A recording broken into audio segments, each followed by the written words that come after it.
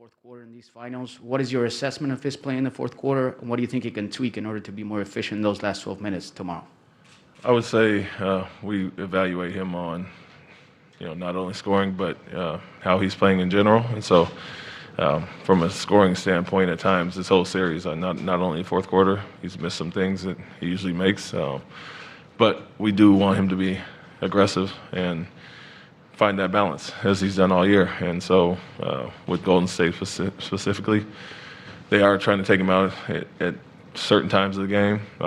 But it's on him to read that and us to put him in positions where understanding he's going to be doubled and be the bait at times and get everybody else involved, and then we have to make him pay as far as that. So I wouldn't say his fourth is not as good or as bad as some of the other quarters. I mean, he's had some stretches where he missed. Game one stands out, some open shots throughout the game, and so we want to be aggressive and make the right read, which he's done all year against all the coverages that he's seen.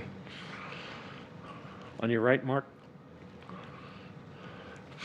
Mark Murphy, Boston Herald. Ime, all of you seem to especially get caught up in relations with the referees in the last game. Do you feel you have to tamp that down a bit? Yeah, I would say so. I think in general, just too many conversations being had at times. Feels like after foul calls or dead balls, free throws, timeouts, there's somebody talking to a ref, and so something we emphasized obviously early in the season and had gotten away from quite a bit, and so something we got to spend our energy on the game and everything else going in between it other than the referees. So an area we can be better at for sure. Gary on the right. Gary Washington, Boston Globe. Two questions he made. One, the incident or the situation where Draymond didn't want to let Jason shoot after the whistle and came to your bench. Does Jason have to be more pissed about that? That's not in his nature to be the vocal guy, but he seemed to be. He kind of downplayed it after the game. Does that kind of stuff have to drive him and upset him a little bit more? Or would you like to see that out of him, like just a pissed off Jason? I would say that what I said after, I think, game two, guys are going to be who they are and handle it however they feel best the way to handle it. And some people, like I said, get into it and some ignore it. And so to each his own as far as that.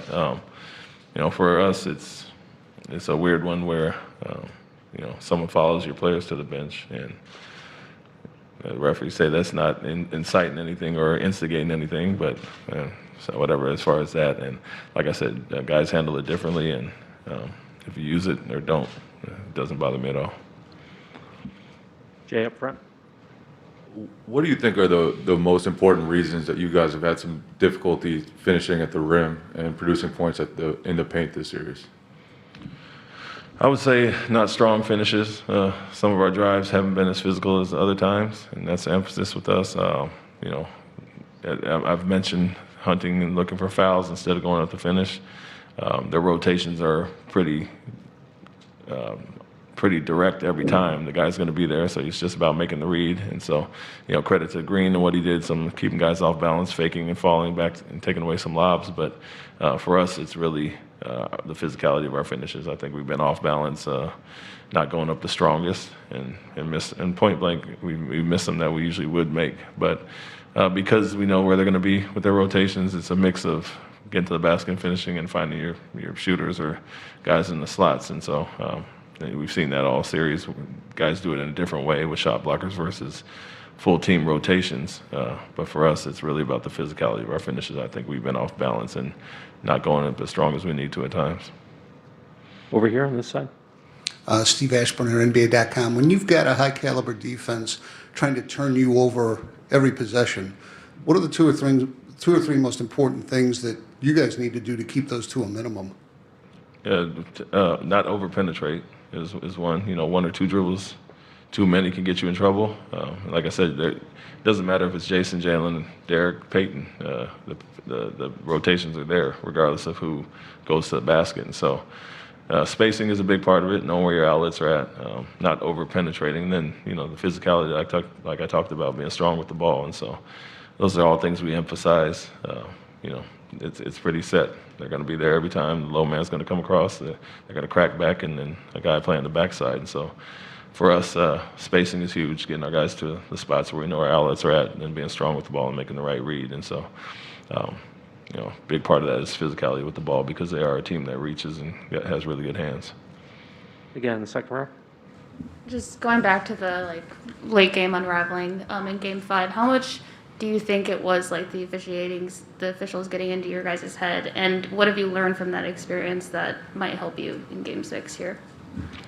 I wouldn't say anything specific to do late game with the officiating. I mean, it's a physical series, and to Gary's point, I think we're complaining at times too much throughout the game. So late game may not be any different than first, second, or third quarter. Something we need to block out and be better at overall. But the thing you can take away is we got a little stagnant again, as opposed to what got us back in the game, which was drive and kick. Had them kind of flying around in the third quarter. But, a 10-0 run to start the quarter and what got us the lead. And so from there, like I said, it could be a fatigue thing. And we'd like to get those guys a little bit more rest and have some fresh bodies coming off the bench to keep them fresh at the end of the game. And so you look at all those things as far as rotations and lineups and, the refereeing, I don't know if that impacted anything late game as much as throughout or any different. Front right. Hey, man. Two questions for you. First, Rob Williams has only taken, I think, 18 attempts of shots in this series.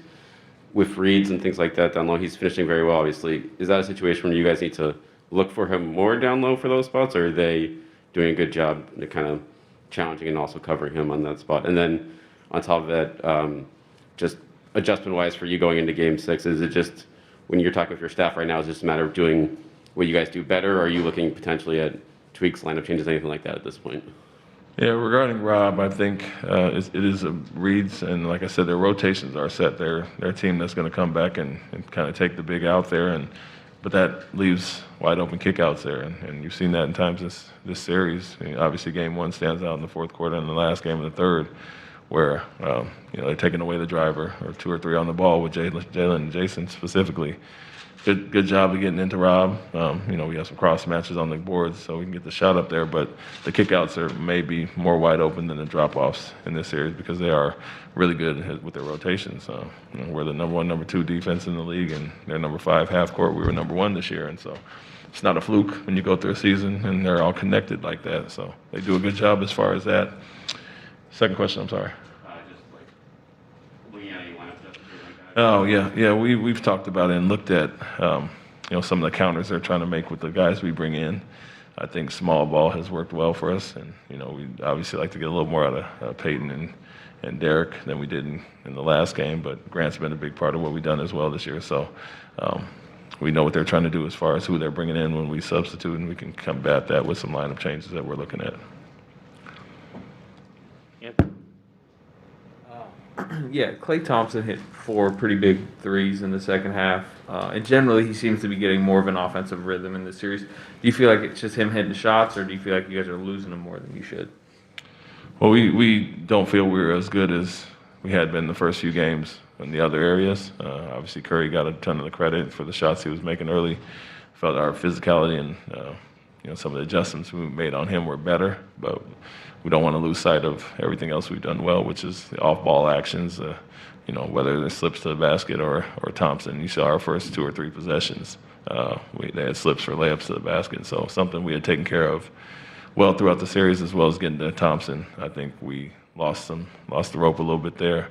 And for them to have 50 points in the paint is too many, and a lot of non-penetration points. It's off those slips and cuts to the basket, and so as much as we want to focus on Curry, we still have to do those things well. And all that being said, they scored 104, and so if we clean up a few of those mistakes, especially early on at the start of the game, we'd be in much better shape.